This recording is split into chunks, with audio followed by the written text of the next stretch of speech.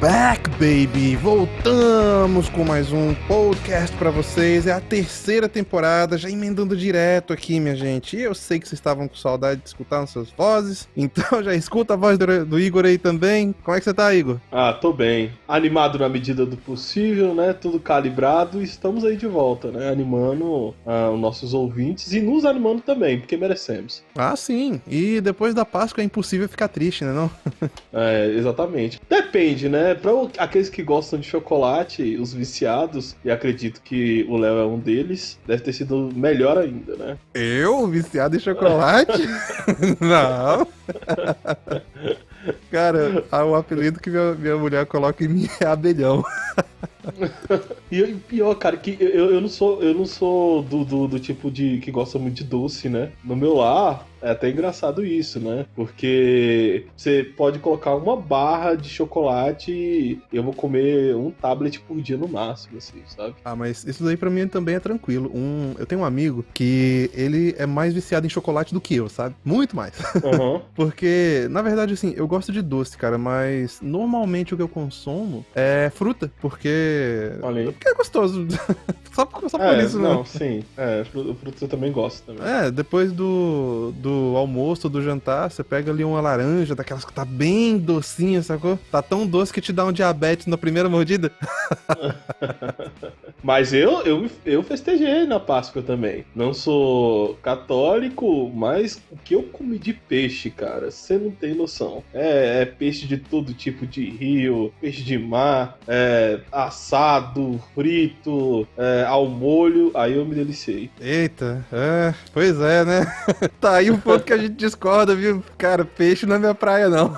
Sério, cara? Não. Peixe tem que ter muita paciência. Ó, pra começar, não é todo mundo que sabe fazer peixe, né? E quando se sabe, peixe é aquele prato que você tem que comer com calma por causa das espinhas, né? Aí tem peixe que tem mais, tem peixe que praticamente não tem. As pessoas falam, ó, esse aqui não tem espinha. Sempre tem, cara. Sempre tem pelo menos um negocinho ali, entendeu? Até o salmão, eu sei que o cara que vai fazer o salmão, ele tem que tirar, né? Tem que ser um cara que saiba fazer ali o corte. Cara, então sempre tem. As últimas tilápias que eu comprei não tinha, não. Cara, então, tilápia, normalmente ela não vem. É pra não vir, né? Mas acontece que calha, né, às vezes de ter uma espinha no meio ali. Inclusive, quando você... Tem gente que vai dando pra criança, né?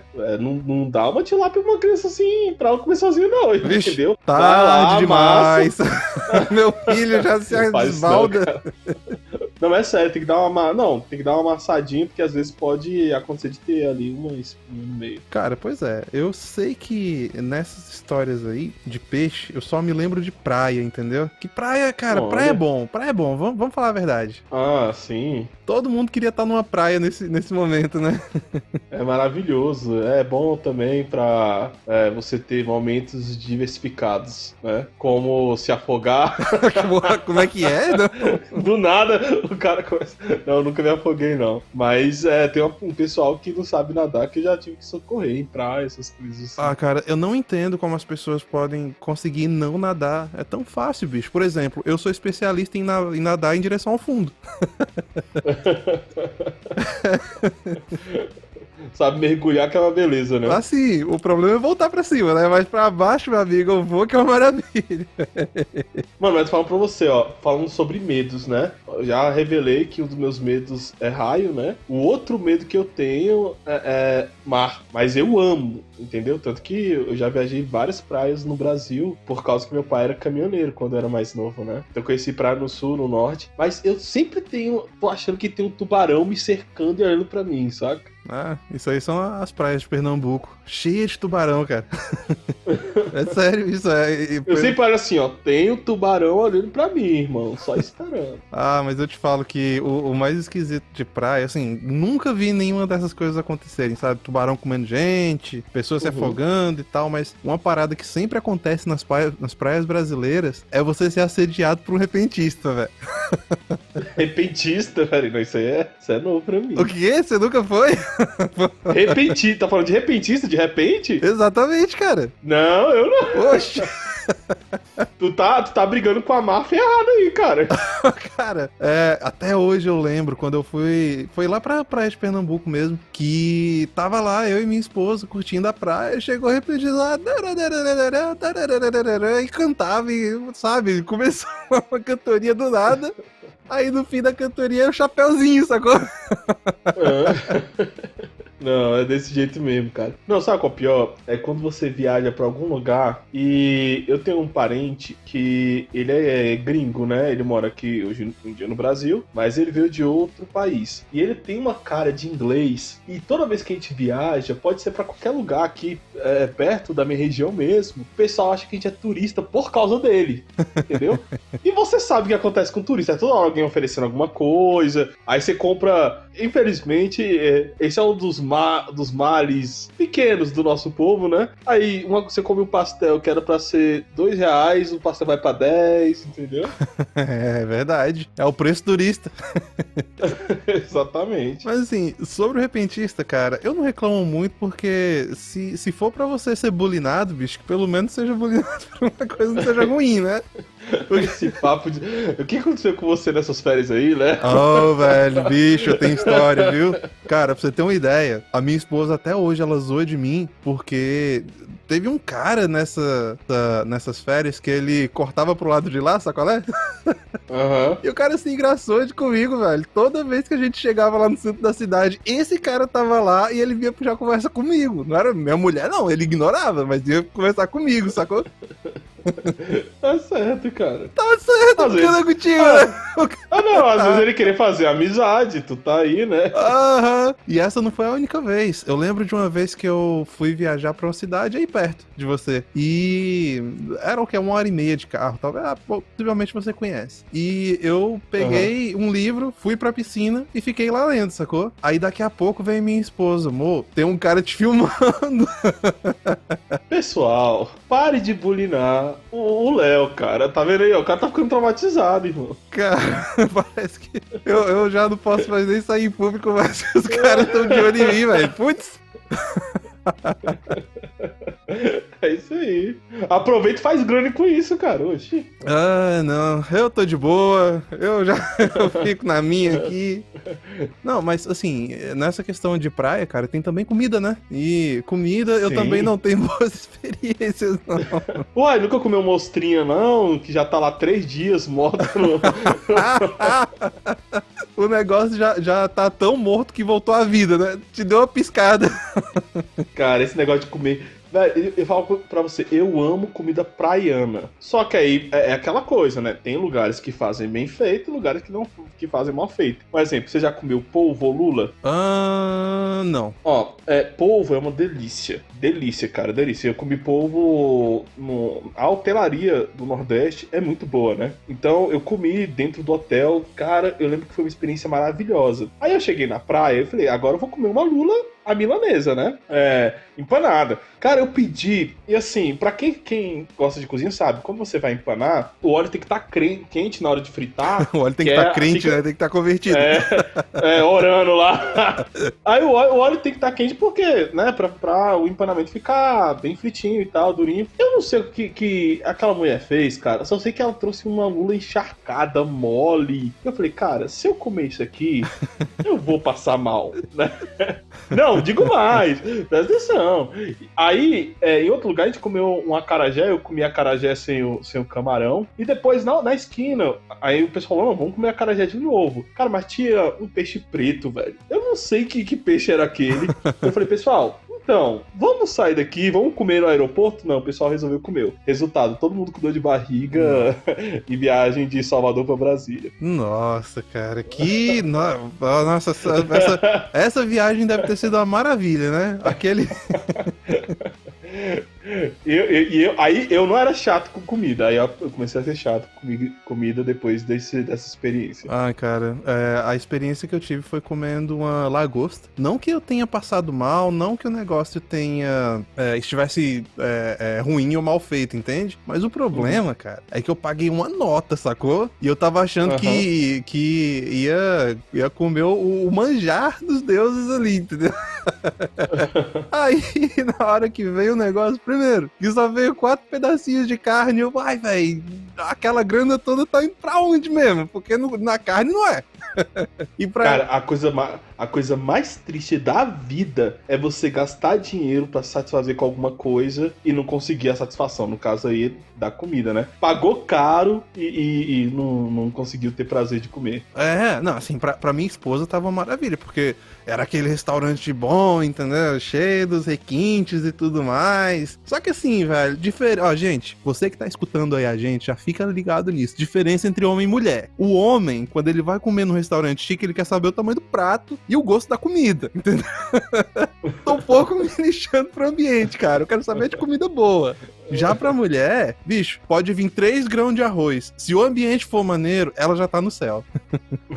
Faz parte, né, da estética de olhar, do romance. Aí, tá vendo, cara? E aí, no fim das contas, eu tive que me contentar com um pedacinho de lula, ou de lagosta, que mal cobriu o buraco do dente. E pra completar, cara, o negócio tem um gosto meio esquisito. É tipo frango, só que borrachudo. Ah, velho, você tá fazendo a inveja de mim. Meu sonho é comer lagosta. Eu nunca comi porque eu tenho medo de ter alergia. Dá nada não. Tenta lá. Mas agora, chega desse papo, cara. Vamos pular pro episódio, que senão a gente vai ficar com fome aqui. Bora lá.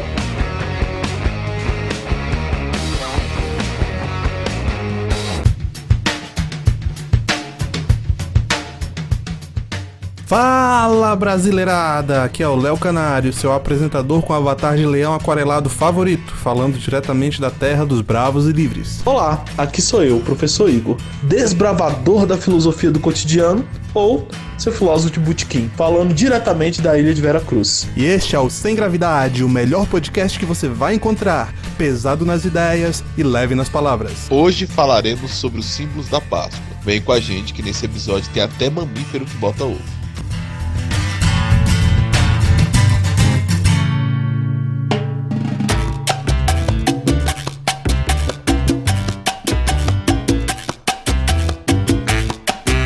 Terceira temporada, Igor, e a gente tá chegando com tudo, né, meu amigo? Hoje nós vamos falar da Páscoa, mas antes disso a gente tem que falar um pouquinho dos recados que a gente traz, das novidades, né não? Exatamente, agora estamos com novas propostas de trabalho, de perspectiva, e tudo isso vai ser entregue para os nossos ouvintes. E eu espero que vocês tenham gostado do nosso último conto, Stutthof, com um monte de alemão que quase deu um nó na minha língua, Deus me livre. O Léo tava fazendo trava-língua no conto, mas ficou muito bom. Meu amigo, eu nem te falo quantas vezes eu tive que regravar cada um daqueles Stormhouse. E tem a entonação, né? Que é importante. Ah, sim, cara, eu lembro que uma vez eu li que o alemão é uma língua tão alienígena, cara, que os alemães, eles têm os ossos do maxilar diferentes do restante do mundo, sabe? De tanto ficar... Mas é porque cada país tem a sua diferença, né? A sua característica. Ultimamente eu tenho convivido muito com espanhóis. E eu percebo que o povo que xinga com o coração. Eles falam, eles xingam diferente, velho. Parece que vem da alma mesmo, sabe?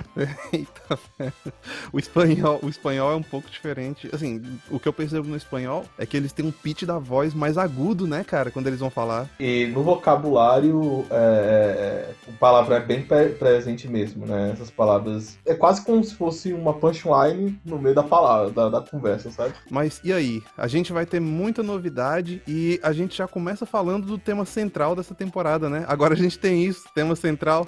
Exatamente. O nosso guarda-chuva, né? Vai cobrir todos os nossos episódios. É a saúde, em todas as perspectivas. Pois é. A gente vai falar de saúde mental, saúde física ao longo dos episódios. Sempre vai ter uma coisinha aqui. É até saúde espiritual, né? E o episódio de hoje meio que cobre esse tópico. Sim. Vai ser bom, gente. E olha só, pra animar um pouquinho essa temporada falando sobre saúde, eu e o Igor vamos trazer um desafio pra nós mesmos, né? Exatamente. Já terminamos o desafio do café e do suco de laranja. E vamos não valeu. Não valeu. Estamos gamificando aqui o Sem Gravidade, né? Sempre um jogo em volta. Pois é, e nessa temporada a gente apostou aqui quem é que vai conseguir perder mais quilos. Mas olha só, a gente não vai falar pra vocês quanto que a gente vai perder. Vocês vão acreditar na nossa palavra, beleza? Aliás, quanto a gente pesa. A gente não vai falar quanto a gente pesa. Vocês vão ter que adivinhar pela voz.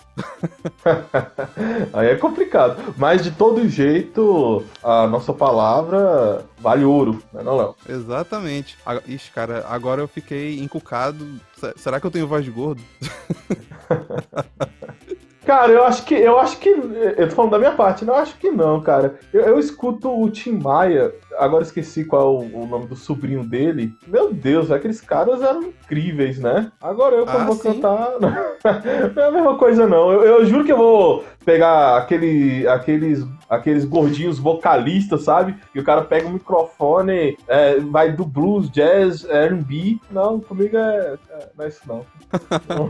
Mas quem é o Tim Maia mesmo? É aquele do Me Dê Motivos. É esse? É esse mesmo. Ah, beleza. Agora, o sobrinho dele, que infelizmente eu não vou lembrar agora o nome, eu acho ele até mais afinado. Eu acho que o Tim Maia ele tem mais a questão da história e também da criatividade. Cara, pra falar a verdade, de gordo cantante brasileiro, eu só lembro da Família Lima, cara. Aqueles ali, bicho. Família Lima? Você não lembra desses, não? Cara, tô tentando lembrar. Eu só lembrei dos gordinhos, velho, daquela família que canta. Só pode ser eles, Família Lima, cara, que todo mundo era gordo e cantava pra caramba. Bicho, eu nunca vi gente cantar tão bem. É Família Lima mesmo? É, uai, não é não? A gente não tá confundindo, não, porque eu acho que Família Lima é outra. Ah, a Família Lima então é do violino? Eu acho que Família Lima é do violino e você tá querendo falar dos gordinhos que cantam pra caramba. Eu sei o que você tá falando, não é isso? Uma família de gordinhos negros, não é isso que você tá falando? É, cara, um gordinho negão que canta pra caramba, bicho, aqueles ali, velho, a família inteira, cara. Nossa, nesse episódio, a gente já começou errando os nomes todos, assim, né? Eu esqueci o nome do sobrinho do Tim Maia. Você falou da Família Lima, chamando os caras lá, é complicado. Ai, então, mas o que não dá pra esquecer é que no fim dessa temporada, nós dois vamos falar quanto a gente perdeu. E aí, imagina só, se eu chego aqui e falo, ó, perdi aí 110 quilos e ainda sou gordo, caraca. Aí faz o cálculo, né? Mas eu vou tentar, vamos tentar, quer dizer, né? Não, a gente vai conseguir, cara. E esse aí eu tô empenhado a ganhar. Apesar de que minhas férias estão perto, e aí férias e comida combina. Não, comigo é engraçado, porque assim, eu comprei um cachorro atlético pra andar com ele. E eu faço passeio com o meu cachorro, o outro ainda tá vacinando, então eu não levo ele pra rua, né, pra não ter problema. Só que o que acontece, na cidade onde eu resido, as pessoas têm o leve costume de andar com o cachorro sem coleira. E o meu cachorro, como ele é um cachorro de caça, né, o Pitbull é um cachorro de caça, um cachorro de rinha, eu fico com medo do meu cachorro matar outro cachorro na rua, porque os cachorros vêm pra cima dele. Aí, acabou que eu tô impedido de andar com o meu cachorro por causa disso, né? Tem que levar ele no parque. E aí, outra coisa também que não dá pra esquecer são nossas redes sociais, né? Você pode encontrar a gente lá no Twitter, que é o @LeoSemGravidade e o @SemGravidade_PC. Também estamos disponíveis no Instagram, através do perfil @ProfIgorPH, @LeoSemGravidade, @SemGravidade Podcast. Cola lá, mande mensagens, recados. Agora vamos voltar com tudo, com os drops e as melhores partes do programa. É, e tem o Facebook, que também tá legal, é o facebook.com/SemGravidade_podcast. Também estamos disponíveis no YouTube, youtube.com/SemGravidade Podcast. Vale lembrar que o Léo sempre faz umas capas bonitas lá, com toda uma magia e códigos ali para vocês descobrirem sobre o tema do episódio. Pois é, a capa desse programa tá quase uma mensagem subliminar da Jequiti, né, cara? O Silvio Santos ficaria orgulhoso.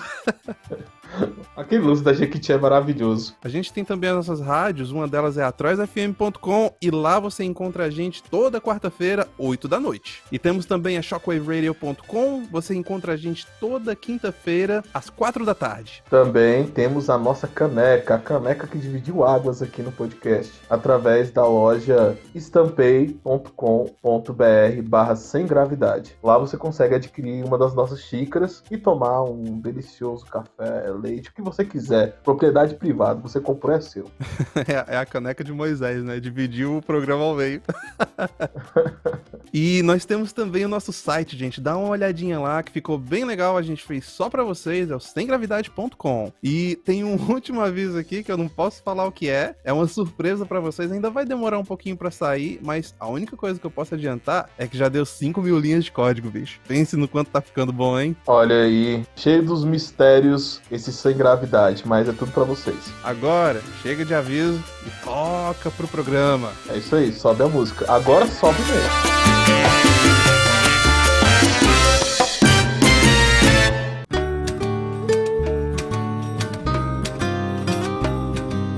Ok, chegamos nos nossos recados, coisa nova vindo por aí, eu espero que vocês estejam felizes, mas agora tá na hora do programa, né não, Igor? Exatamente, vamos falar de um dos assuntos mais interessantes que tem uma atmosfera tanto religiosa quanto popular e pop, certo, Léo? É, cara, tudo junto e misturado, mas assim, a gente tá inserido na como é que eu chamo? É a cultura judaico-cristã ocidental, né?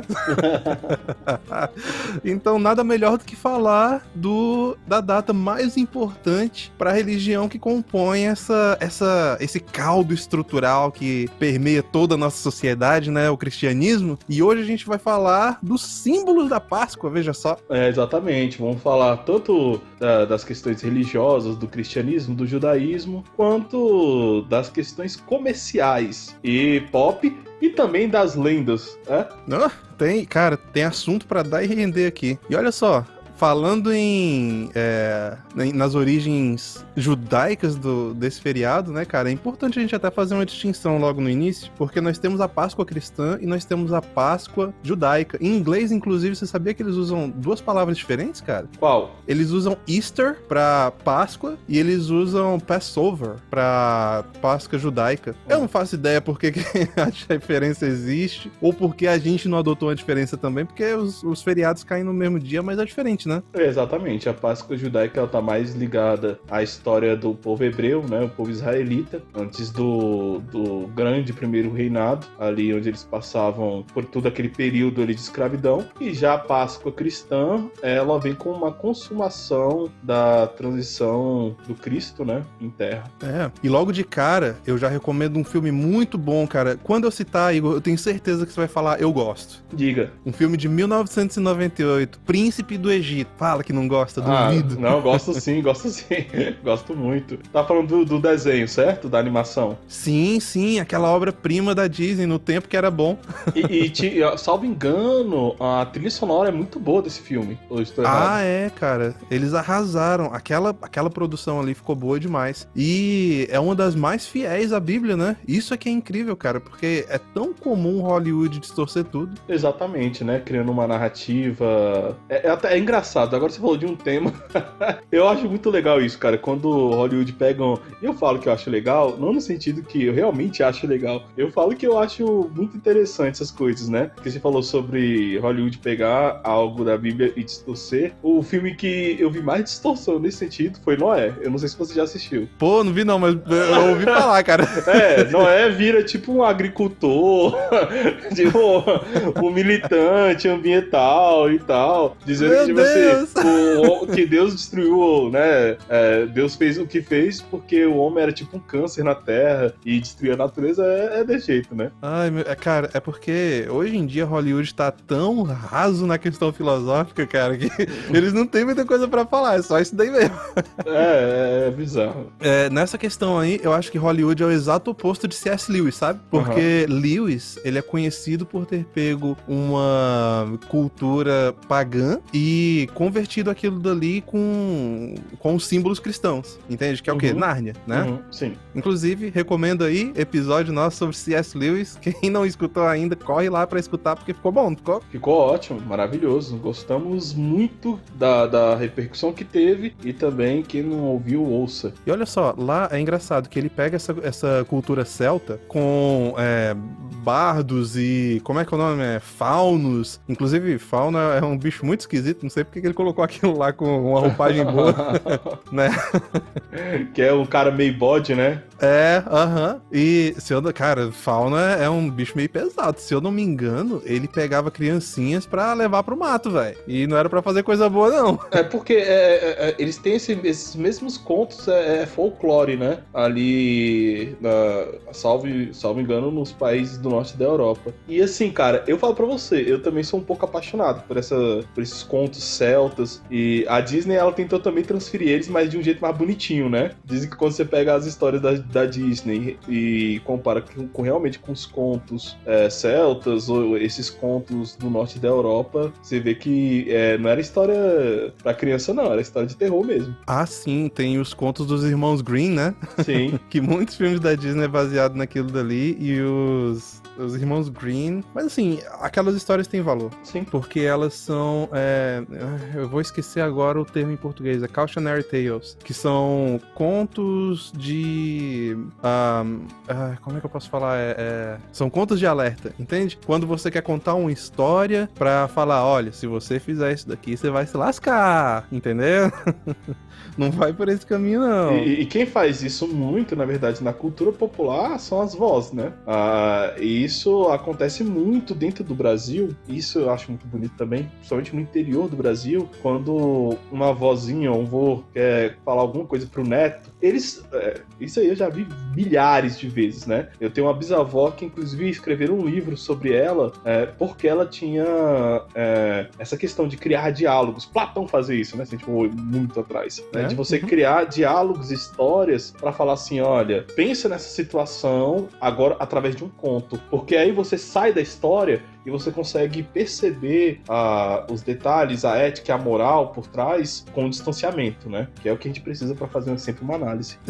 O uso de fábulas, cara, Cristo era perito em fazer esse tipo de coisa, né? As parábolas. Trechos mais emblemáticos que ele deixou na Bíblia são justamente as parábolas, que é o quê? Ele falando de assuntos profundos que vão no centro da alma humana, mas através de uma história, sabe? Algo que as pessoas entendam de uma forma mais profunda, mas sem precisar se aprofundar da mesma forma que ele fez. É um atalho, né? Sim, de fato. E também essa questão da conversação, né? Dos diálogos, de ouvir, escutar. Isso é muito importante. Sempre uma questão, uma visão mais propositiva, que é o mais difícil de acontecer hoje em dia. E quando eu falo isso, alguém vai pensar assim, não, o Igor tá falando isso por causa de questões políticas. Não, eu tô falando que a sociedade moderna, ela tem uma dificuldade muito grande de ouvir e muito maior de querer ser ouvida, né? E pode ter certeza que isso emburrece. Sim. E, cara, só falando um pouquinho sobre o espírito dos tempos, né? Acho que foi ontem que a conta oficial do Twitter falou algo assim, você não se torna uma pessoa melhor por ler clássicos. Eu olhei pra aquilo ali e pensei, não, você se torna assim. Essa é a essência do clássico, cara. É transferir o conhecimento das gerações passadas pra você de uma forma fácil, seu tapado. Como é que você fala uma coisa dessas? Eu não sei quem falou, né? Mas eu tenho... Certeza que foi estagiário, velho. Isso daí tem cara de estagiário, bicho. Mas eu tenho também pra mim que, realmente, ó, exemplo, eu acredito que existe sempre uma separação das coisas, sabe? Sobre, por exemplo, eu acredito que nem sempre a refinação, você refinar o pensamento, te torna também uma pessoa boa, né? Eu acho que, para além de ler, né, você tem que ter essa questão de interiorizar. E eu acho que o espírito dos tempos, como você bem falou, eu acho que hoje em dia é uma dificuldade muito grande nessa nova geração. E eu me coloco nessa geração porque foi uma coisa que eu tive que descobrir por mim mesmo, com o hábito de estudar, com o hábito de reflexão. Mas tem realmente esse problema, né? Hoje em dia, você descobrir um assunto em 10 minutos. É assim que funciona. E esquecer ele em 10 minutos também. Cara, eu posso confessar uma coisa? Diga. Eu tô achando que o povo vai me condenar por isso, mas eu sempre achei esse negócio uma maravilha, cara. O quê? É porque, assim, eu sempre fui não competitivo no sentido de ganhar jogos, entendeu? Ganhar num jogo, mas competitivo no sentido de estar na frente dos meus pares, entende? Entendo. Por exemplo, se tem 10 pessoas concorrendo por uma entrevista de emprego, eu quero ser o melhor dos 10, porque eu quero um emprego. E assim, sempre que eu parava pra pensar na minha geração, velho, eu olhava pra aquela galera e falava, bicho, bando de preguiçoso, velho, bom pra mim. Sentem a bunda mesmo, continue desse jeito aí, porque pra mim tá ótimo. Que isso, cara. Mas eu entendo o que você tá querendo dizer. Na disputa, quem fica sentado, né? É aquela história, né? O ditado popular. Vaca não dá leite, né? E realmente vaca não dá leite. Você tem que levantar a bunda do sofá e tirar o leite da vaca. Pois e agora, algum vegano morreu com essa frase. E vale lembrar que eu não sou contra o veganismo. Eu sou contra quem enche o saco com o veganismo, é diferente. É aquela história, né? Eu não odeio os veganos particularmente, eu odeio todas as pessoas de forma igual. Não, total, mano, total. É aquela, velho, minha moral coletiva. Faça o que você quiser da sua vida, só não me enche o saco.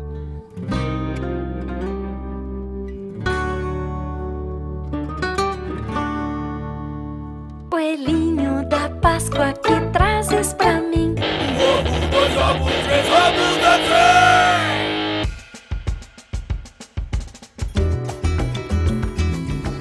Mas olha só, puxando um gancho aí pra isso que você falou, dos antigos, que eles eram melhores pra escutar, né? A gente pensa na Páscoa e como ela foi transferida, pelo menos pela cultura judaica ao longo do tempo. Teve a parte escrita sim, mas boa parte era oral, cara. Eram os mais velhos falando pros mais novos e os mais novos escutando. Essa era a parte importante, tá? Metade de aprender é escutar.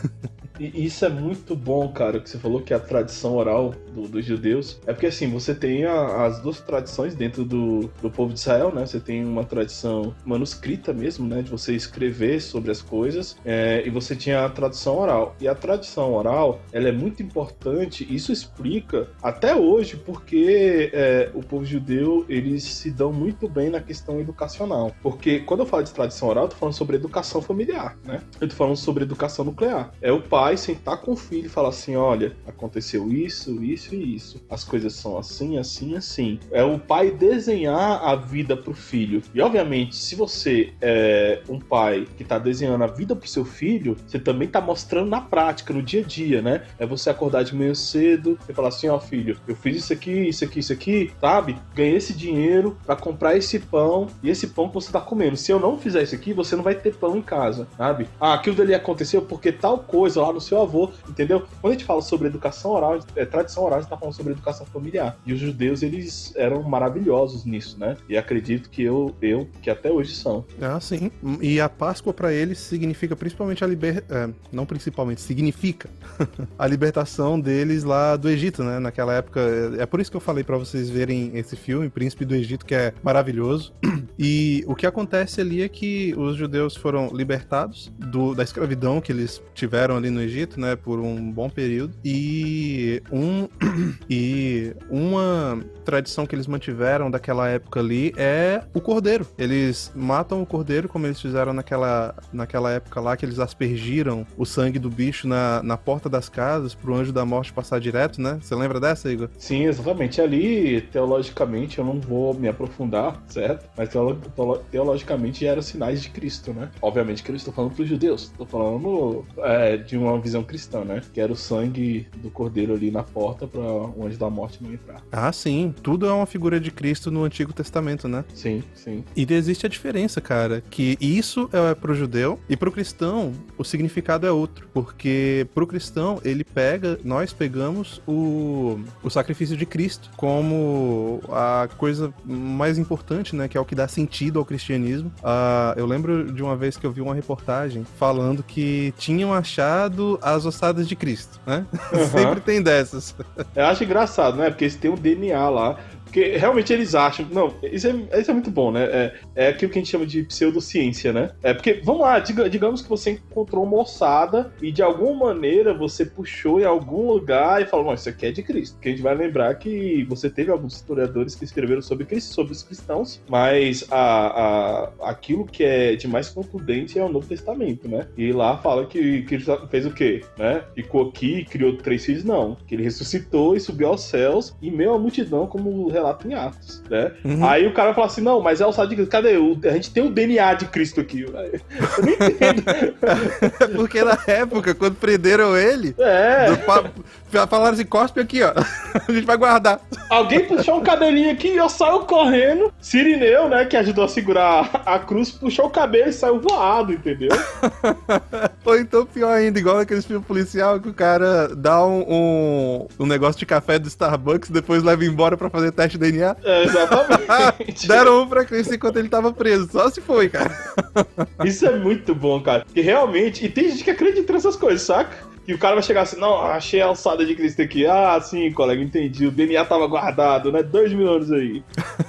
Aí vai e bota no saquinho lá, tá lá o copo de café do Starbucks. 2 mil anos aqui, ó. Ai, meu Deus. Mas então, eu lembro dessa época que eu vi esse negócio aí, cara, e foi aí que eu comecei a me perguntar sobre as bases do cristianismo, entendeu? Uhum. E a base, o centro do cristianismo é justamente a ressurreição de Cristo. Sem isso não existe cristianismo. E se tivessem achado o osso de Cristo, a religião acabava ali mesmo, né? Não acabou, tá, gente? Por um motivo óbvio. Nunca vão achar. Exatamente. E o que se comemora na Páscoa para os cristãos é justamente a ressurreição de Cristo ao 3º dia depois da morte. Veja só. Exatamente. 3 dias após aquilo que a gente entende como a paixão de Cristo, né? As dores de Cristo anteriores à crucificação. O ato de consumação de crucificação. Mas nesse ponto aí, cara, eu trago um link que deixa juntinhos tanto a tradição cristã quanto a tradição judaica. Porque, veja só, na tradição judaica, o rito que eles preservaram, mais importante para Páscoa, é comer o pão... acho que é pão solado? Não é pão solado, não pode ser. É pão sovado, eu acho. Pão solado é sacanagem. O pão sandália, né? A baiana. Mas é o pão sovado e o cordeiro, que eles têm que matar, né? E aí eles vão comer o cordeiro da mesma forma que foi instruído naquela época lá, cara, que é com ervas amargas, e você deveria comer com a tua família ou com a tua comunidade. Comunidade, no caso, significando os vizinhos, né? Porque poderia ter, por exemplo, um vizinho mais pobre que não teria dinheiro pra imolar um cordeiro, né? Então você iria em comunidade. E num sentido parecido, você tem também a última ceia de Cristo, que tem ali a última comunhão dele com a igreja, no caso representado pelos apóstolos, né? Sim. Exatamente, e aquele momento foi um momento de ensinamento para todos os cristãos, né? Sobre a questão de comunhão, do repartir do pão, e que até hoje repetimos isso, né? Periodicamente. E é engraçado que a maioria dos símbolos cristãos, símbolos, eu falo assim, de uma maneira mais tangível, sabe? Porque símbolo também é tudo que tá permeando a sociedade, é o que tá à nossa volta, que a gente simplesmente não vê, mas sabe que tá ali. Tá entendendo o que eu tô dizendo? Sim, sim. Mas os símbolos mais sólidos que a gente vê com o olho, cara, a maioria vem da igreja católica, né? Sim, ainda mais porque vivemos num país católico, né? No Brasil, a tradição católica, tanto no sentido de liturgia, porque, por exemplo, eu falei que eu comi peixe. Eu que tenho uma visão mais protestante, a gente não tem essa... que agora eu não vou nem saber explicar também, né? Como funciona para os católicos. Exatamente porque eu não sou um. Mas a gente não tem essa questão de ficar 40 dias sem comer carne e comendo só peixes e dentro desses simbólicos. Agora, mesmo assim, se fez esse costume dentro da minha família. A gente não fica sem comer carne, mas no período de Páscoa a gente come peixe e também tem a ceia, né, do Senhor. Agora, quer ouvir uma história interessante? Diga. Essa eu descobri, eu achei legal pra caramba. Eu tava pesquisando da onde que veio essa história do ovo de Páscoa, sabe? E, cara, tem um monte de história. O ovo de Páscoa veio de tudo quanto é canto. Tem história aí dos celtas, que eram pagãos, e ovo significava primavera, ou o início da primavera, ou ressurgimento, entendeu? Renovação, exatamente, e isso também tá dentro da doutrina cristã logo no início, e assim, como o ovo é uma parada universal no mundo inteiro, é bem provável que as pessoas tenham entendido a mesma coisa, né?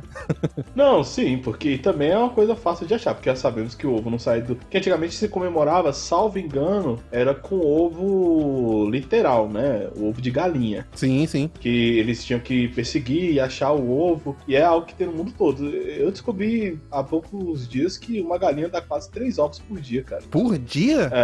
Posso estar errado, mas é o que eu pesquisei. Então, vale a pena comprar galinhas. Mentira, não é isso que eu ia falar, não.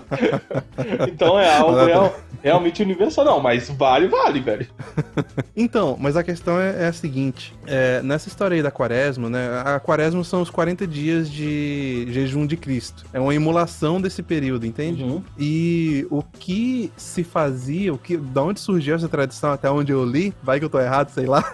Depois vocês me falam aí, seus astronautas, se eu tô errado ou não, mas eu acho que eu tô certo, hein? Eles faziam o seguinte, não podemos comer coisas de origem animal. Essa era a regra, era, sei lá, veganismo roots. Olha aí. E aí eles não podiam comer ovo, cara. Então, nesse período da quaresma, se eles não podiam comer o ovo, eles tinham que fazer alguma coisa com o ovo, né? Porque a galinha não ia parar de botar o negócio. Aham, exatamente. Então, aí eles começaram a enfeitar os ovos, entende? Me corrigir aqui, dentro do período que a galinha coloca ovos, é 1 por dia, tá? Que galinha é essa, né? Eita. Cara, galinha 3 por dia. 1 por dia já é muito, agora 3, velho. Cara, o botão da bicha nem fecha mais, já fica escancarado, só pop. Coitadinha. Mas é isso, cara. Então, aí tem essa história de que os cristãos, né, nessa época, eles, já que não dava pra comer o ovo, então vamos pintar o ovo e dar um pro outro, entende? Só que assim, é pintar o ovo e guardar, né? E eles faziam aquela pujança de ovo justamente quando acabava a quaresma, que era na Páscoa, veja só. Olha aí, interessante. Informação pra todos os nossos ouvintes. Era meio que uma forma prática de você cumprir um rito, sabe? Você não precisa jogar o ovo fora, né? Vamos combinar. Vamos fazer aqui uma... Qual é o nome, gente? Agora eu tô esquecendo o prato omelete. Mais popular do mundo, não tô sabendo falar. Sim, uma omelete aqui geral e vamos comer. Inclusive, a omelete é algo muito bom, mas ainda prefiro o ovo de Páscoa.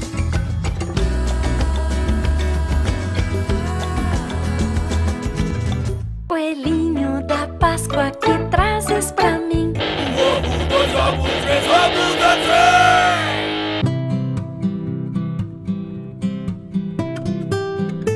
Esse negócio de ovos, cara, tem tanta história. Olha só, lá na Mesopotâmia, dizem que é onde surgiu esse negócio de pintar os ovos. Tem gente que fala que foi na Rússia também, então vocês podem escolher um aí, tá? Qualquer lugar tá valendo. Eles pintavam os ovos de vermelho pra emular, pra dizer que era a cor do sangue de Cristo, entende? Uhum. Aí, você teve um rei lá da Inglaterra, que foi o rei Edward I, que ele foi um pouquinho além, cara, nesse negócio de decorar ovo de Páscoa, e ele pegou 450 ovos e folheou tudo a ouro, velho. Olha aí, esse aí... Agora você trocaria o ovo do Edward... Eita, essa frase não vai ficar boa de jeito nenhum.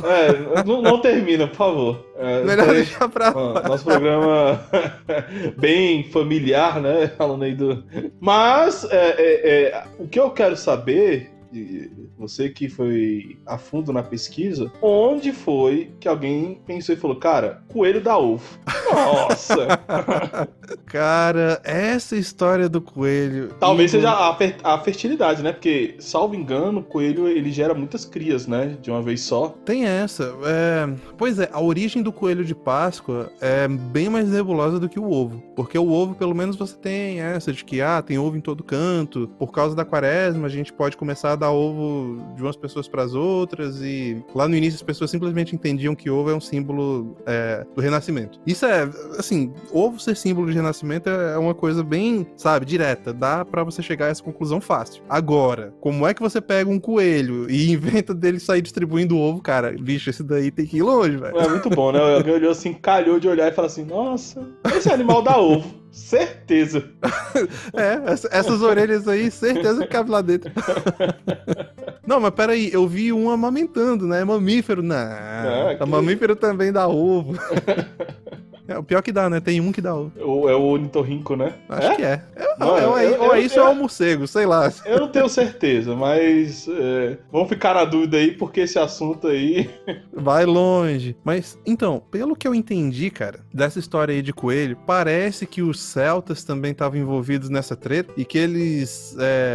tem uma citação, não sei aonde, falando que tinha uma deusa celta que se chamava Easterol e por isso que se chama Easter, um negócio assim, entende? entende? Uhum. Mas não tem nenhuma comprovação histórica do negócio. Parece que alguém jogou, sabe, uma moedinha pra cima, falou que era esse o nome e que vai ser desse jeito.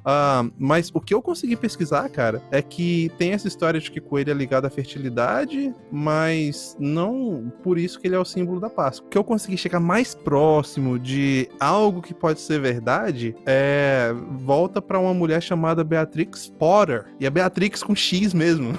A mulher da era vitoriana, o nome tem que ser chique, né?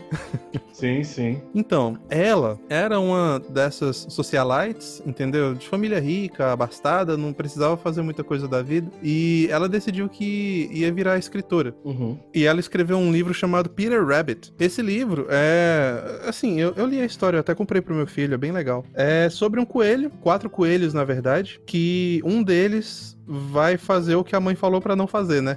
Sempre assim que essas histórias vão. Uhum. Ele invade a horta de um cara e o livro inteiro é ele fugindo do cara até que ele volta pra casa cansado e doente. Nossa. Essas histórias pra crianças são sempre muito boas. É. Então, aí dessa história, teve um outro cara que fez uma adaptação e chamou o coelho de outra coisa agora. Acho que era cauda de algodão, cottontail, alguma coisa assim, entendeu? E isso tudo já na América. Isso era o que? Início de 1900 e alguma coisa. Sim. E alguns anos pra frente, a Disney queria fazer... Não era Disney, era Hollywood. Provavelmente, não sei nem se Disney existia nessa época.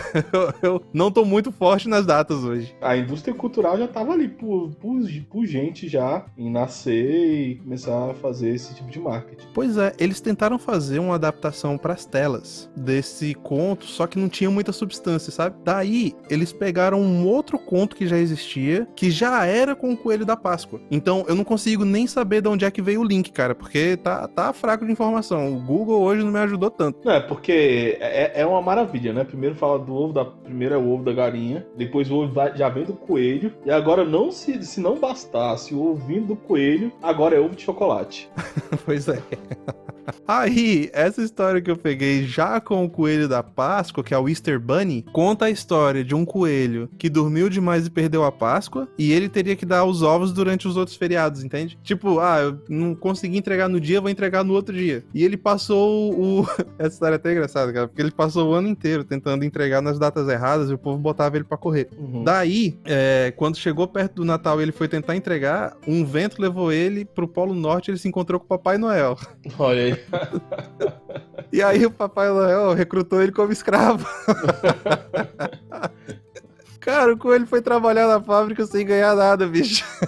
Eu nunca consegui ver o Papai Noel como uma figura boa, velho. Pra mim ele é sempre um vilão, sabe? Um roqueiro idoso.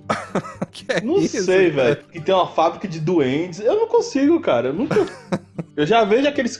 Quando eu vejo aqueles Papai Noéis, né, de shopping, eu já acho que é algum cara meio alcoólatra, tá ligado? Você sabe de onde isso vem, né? Do que de onde? Tu assistiu demais e Esqueceram de Mim, cara. Não, mas não é só por causa disso, não. É que nem palhaço, velho. Eu tenho sempre certeza que se a gente sair do show e a gente vai pra trás, o palhaço só tá puxando o cigarro aqui, fumando, pensando, nossa, que droga de vida, sabe? Eu sempre penso dessa forma. É engraçado, quando eu era adolescente, eu ia no shopping e sempre tinha algum amigo meu, alguma amiga minha ali, depois, nos rolês de ensino médio, né? Vamos tirar foto com o Papai Noel. Aí, vou sentar no colo do Papai Noel. Não, velho, não senta no colo do Papai Noel. Não senta. É um homem de 40 anos, triste, não faz isso. Cara, eu nunca fui muito fã de sentar no colo de estranhos na rua também, não, tá? E é massa que eu ofendi uma galera agora. Me desculpa, pessoal, é só piada, viu? Que trabalha com essas coisas. Gente, se for mandar o processo, pelo amor de Deus, manda pro endereço errado. E eu acho massa que esse pessoal que trabalha em shopping nessas áreas é um pessoal que tá puto da vida, velho. Porque tem que pegar as criancinhas, fazer carinho. Aí sempre tem a criança que chuta você, te empurra. Os remelentos. Exato, isso é desse jeito, velho. Então, mas o final do conto, cara, o Papai Noel dá um relógio pro coelho não se atrasar mais, sacou? Tipo, botou o coelho pra trabalhar. Trabalho forçado. Exato. E no final dá um relógio pra ele não sacanear a próxima Páscoa, saca? Olha aí, cara. Agora, uma coisa que eu não consegui explicar é justamente a tua pergunta. Por que que o bendito do coelho distribui ovo, velho? É, isso aí, entendeu? Alguém não teve aula de biologia direito e colocou lá o negócio. Mas você quer saber do que mais? Diga. Na verdade, ao redor do mundo, não é só coelho que distribui ovo. Uhum. Na Suíça, é o cuco. Sacou? O que é cuco, cara? Eu tenho que entender isso aí. É um passarinho, velho. É aquele que faz, que é usado em despertador? Ah, deve ser. Eu não sei. É aquele do pica-pau, sabe qual é? Ah, sei. Na dúvida, é sempre um bicho do pica-pau. Então, aí lá na Suíça, é o cuco que traz os ovos. E na Alemanha, cara, alemão é um bicho muito doido. É uma raposa. Cara, não dá pra levar a sério isso. Um é um coelho, o outro é uma raposa. Raposa, cara, raposa. Vai falar, é o pessoal que não estudou direito. Ó, mas fala, na Índia eu sei qual que é. É o quê? Certeza que é rato, velho. Meu Deus! Certeza, Não. irmão. Certeza. Ai, aí você fechou o círculo dos meus pets involuntários, né, cara? Porque eu já tive 2. Aqui em casa teve uma época que apareceu um coelho. Não sei de onde esse bicho veio. Imagina um coelho selvagem aparecendo no teu quintal, velho. Coelho ataca, velho? Deve atacar, né? Tem dente. Não, coelho é de boa. O bicho boa, ficava né? aqui. Minha mulher até deu cenoura pra ele. O bicho se amarrava. Diz que eles se ficar muito em casa ou próximo de casa, eles roem tudo, né? Não sei. Isso aí é mal, viu? Bom saber. Mas assim, eu acho que esse coelho... Ó, deixa eu contar o que eu acho que foi o fim desse coelho. Porque do jeito que ele apareceu, ele sumiu. De repente, ele não estava mais aqui. Dizem que nos Estados Unidos se come muito coelho, né? Sei lá, cara. Mas olha só, teve um dia que eu fui passear com meu filho e um dos vizinhos aqui, ele apontou pra cima que tinha um passarinho muito grande, entende? E aí eu vi que era uma dupla, cara, e eram pássaros enormes mesmo. Aí eu peguei a câmera do celular, dei aquele zoom assim pra ver o bicho de perto, descobri que era um urubu. E o urubu come coelho. Ah, tá explicado. O coitado do coelho virou jantar, velho. Levou o bichinho pra passear.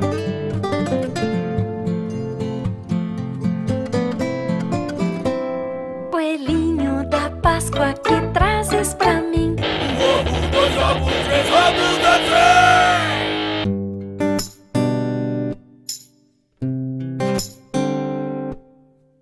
Outra coisa que eu descobri nessas minhas andanças aqui pra pautar esse programa é que a gente faz errado com o ovo de chocolate, velho. A gente faz muito errado. Por quê? Cara, o ovo de chocolate foi feito pra ser um prêmio. Tipo, lá na Europa, eu acho que na Suíça isso também, você tem uma tradição que é o seguinte, digamos que você vai num parque e vai ter a caçada aos ovos de Páscoa, certo? Aham. Pras crianças, não é pra você, tá? É pras crianças. Aham.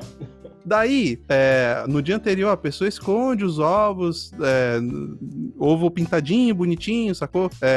Fervido pra ficar durinho. E aí as pessoas escondem no parque, entendeu? Uhum. Uma quantidade X de ovos lá. Daí, quando todos terminarem de catar os ovos, você conta, e aí quem conseguiu mais ovos fica com um ovo de chocolate, que é o prêmio, sacou? Uhum. Não é pra todo mundo, é só pro ganhador, velho.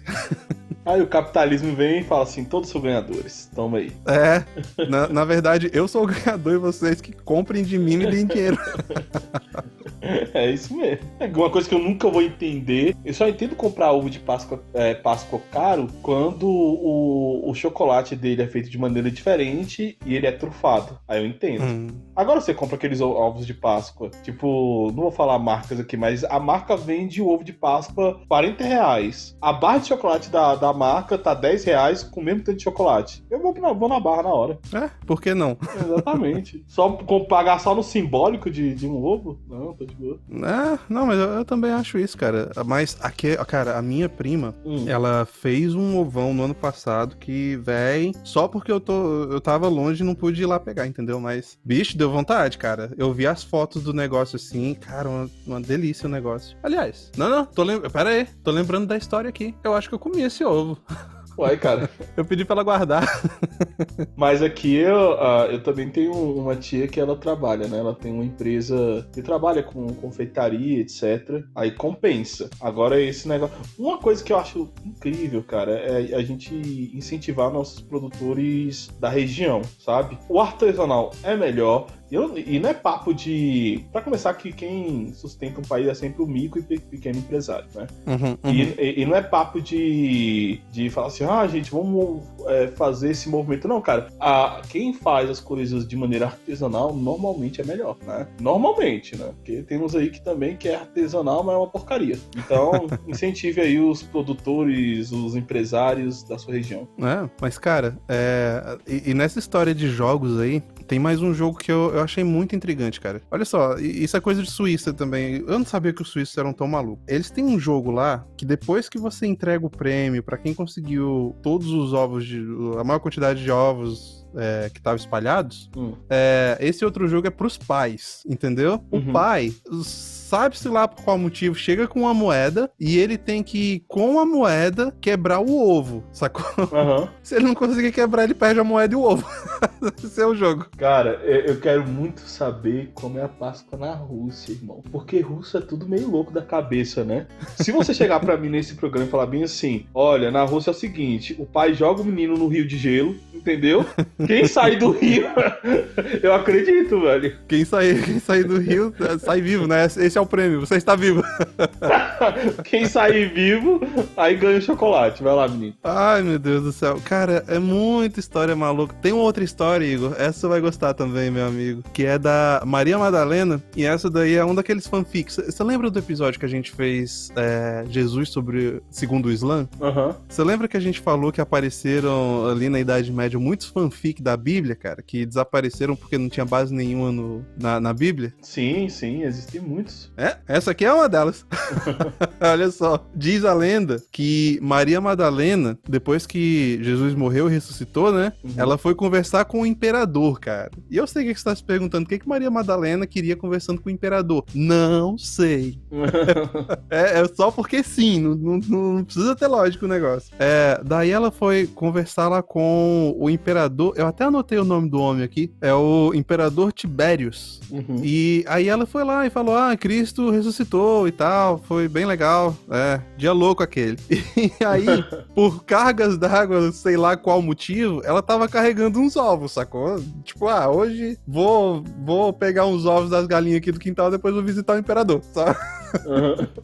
E daí, cara, o imperador olhou pra ela e falou assim, Cristo tá tão vivo quanto esse ovo tá vermelho, entendeu? E aí, na hora, o ovo ficou vermelho. Pam, pam, pararam. Mágica. E que eu acho massa que tem uma galera que acredita, entendeu? Com certeza. É porque, assim, gente, só pra tirar um pouquinho agora desse papo mais descontraído e ir um pouquinho pra uma coisa mais séria, porque no cristianismo você também tem muita superstição, entende? E uma coisa que a Bíblia mesmo fala contra e tal é pra você não tornar a religião em superstição, né? Porque o que tá escrito ali na Bíblia é bem mais precioso do que mágica barata de transformar ovo em ovo vermelho, entende? O sacrifício de Cristo mesmo, que é sobre o que a Páscoa fala de verdade, é algo mais profundo, é algo que atinge a alma humana, é algo que atinge o que todos nós temos em comum, né? E a doutrina do cristianismo para a Páscoa é a salvação, cara. Então, não é uma mágica barata, né? E fala também muito sobre essa questão das relações humanas, sobre responsabilidade, sobre todas essas setas que apontam para Cristo, né?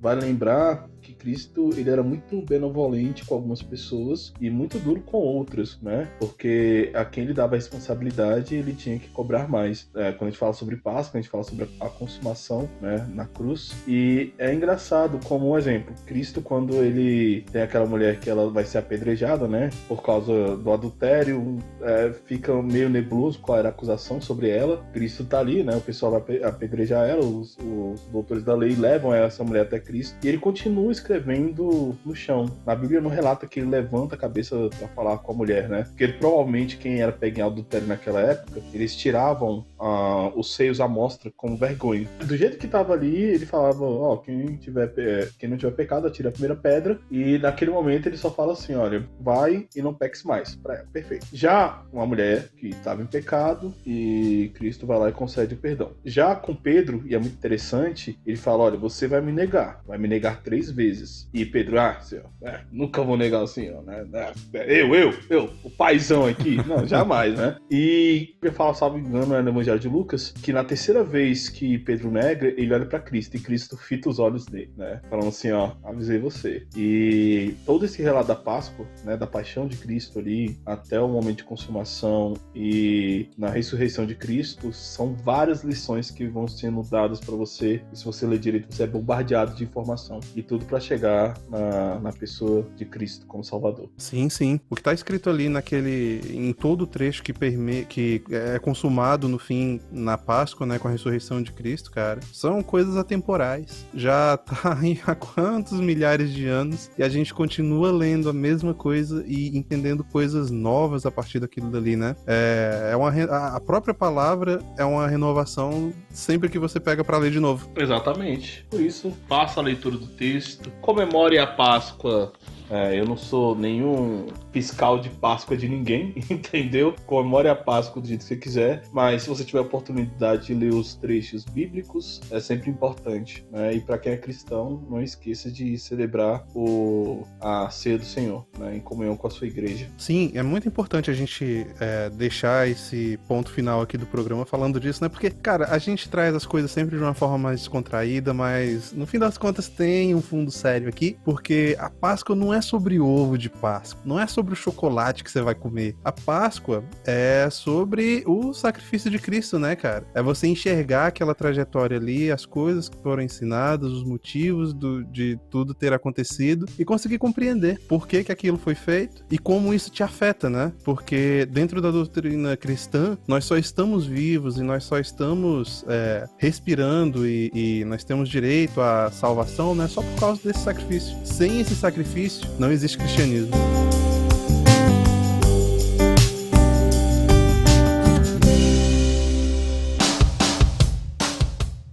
E chegamos ao fim de mais um Sem Gravidade Podcast, pesado nas ideias e leve nas palavras. Se você gostou desse programa, nos dê uma boa avaliação lá no iTunes, no Spotify ou onde quer que você nos ouça. Nos siga também lá no Twitter, tem o @LeoSemGravidade e o @SemGravidade_PC. Estamos também no Instagram, você pode nos encontrar no @ProfIgorPH e no @LeoSemGravidade. Estamos também no Facebook, no facebook.com/SemGravidadePodcast. Estamos no YouTube, é só procurar por Sem Gravidade Podcast. Se tiver uma sugestão, elogio ou crítica, pode mandar também um e-mail pra gente lá no semgravidadepodcast@gmail.com. Isso é tudo por hoje, pessoal, e nos vemos na próxima semana.